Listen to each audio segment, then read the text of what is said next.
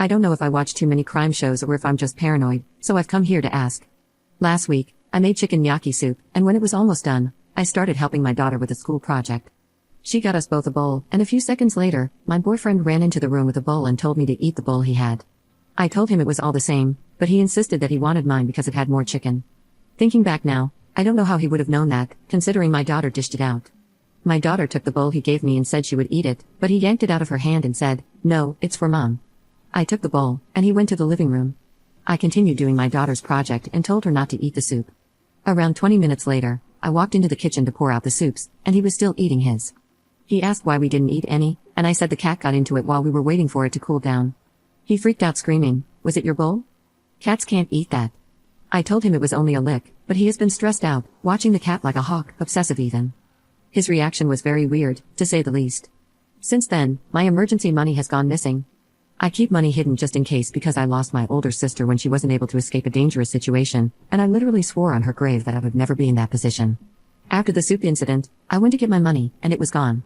It was hidden, and I changed the location every few months.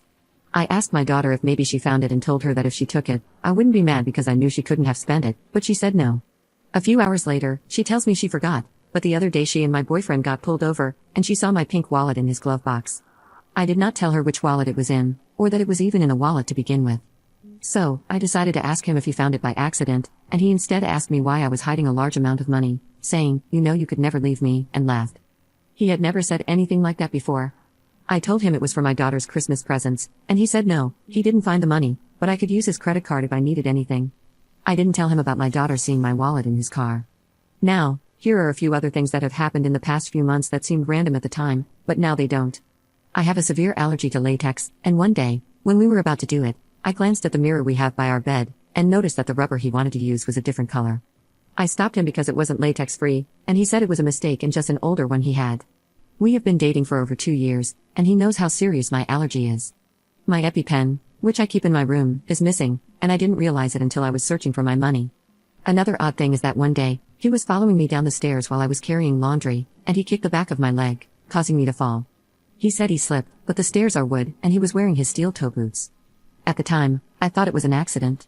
Is this all just my imagination running wild? My anxiety has been at an all-time high.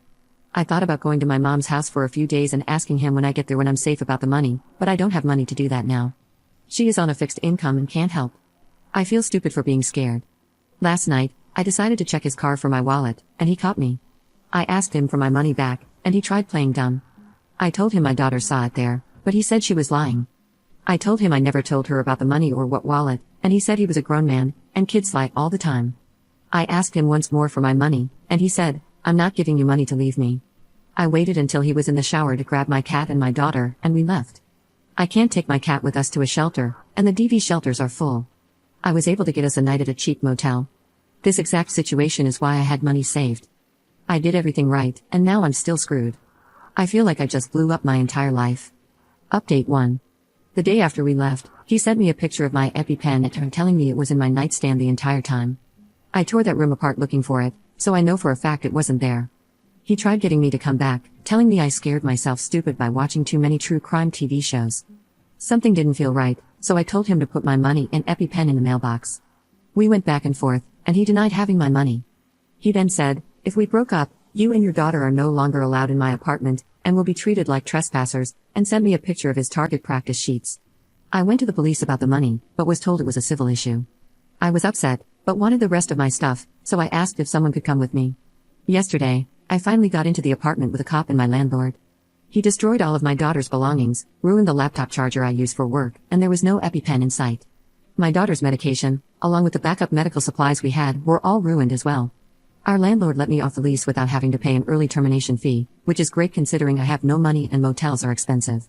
All shelters are currently full, and I'm lost on what to do. I don't want to get rid of our cat. Update 2. I just updated 5 days ago, but this will be my final update because there is nothing anyone can do. I was encouraged to go back to the police station after my last update, so, on Saturday, December 9th, I went back again. This time I printed out the threatening text messages that included the target practice sheets he sent. I explained in detail about the accidents, proving he was trying to hurt me. I even had my landlord put in writing that he believed our lives were in danger after seeing everything I was showing the police and let me leave my lease early. I brought in the destroyed medical supplies and medications. The police said they had already talked to him and said he didn't do any of it. He told them my daughter probably destroyed her stuff because she's on the spectrum.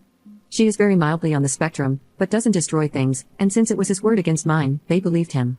I didn't have proof he stole the money or that it even existed in the first place.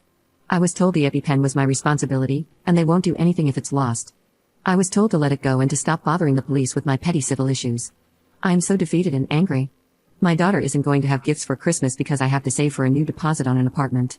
We have been staying in motels while I was reaching out to DV resources. I can't get help without a restraining order and police report. Every place is out of funds. He is getting away with everything, and I'm so glad we got out of there because there is no doubt in my mind he would have gotten away with deleting me. I know this sounds like my last update, but that is what happened, nothing new. There is no justice, and there are no repercussions for him. He still gets to stay in that apartment. My landlord offered me another unit across town, but I can't afford to move in. This exact situation is why I had money stashed away because no one has ever cared about us, and I knew that. There is nothing else I can do. Update 3. A lot of people wanted an update, so here it is. On Christmas, he slashed my tires, knowing I would have to pay out of pocket to replace them, which I don't have. Today, he threw a heavy patio chair through the window of the place we were staying at to let me know he knew where we were, and I was asked to leave for everyone's safety. However, my daughter and I aren't safe. I walked in the snow with my daughter and our cat, and I felt vulnerable and like open prey, so we came back to the police station to sit in the lobby until morning. Shelters are still full, and I now have to disclose that he is dangerous anywhere we go. The police couldn't find him, but I know he has to be close. I don't know what his endgame is. Update 4. I checked everywhere I could think of and still couldn't figure out how he was tracking us. I blocked him on everything, including email, after he sent me pictures of his target practice sheets among other things, and I got a cheap burner phone for now. My daughter was out of school for winter break, so he didn't follow her or anything. I checked my car for a tracker, still nothing. I do not have an iPhone, so I couldn't check whatever app an AirTag is attached to. My cat is harness trained and wears a collar, but there was no tracker. That is, until today, I decided to inspect the carrier.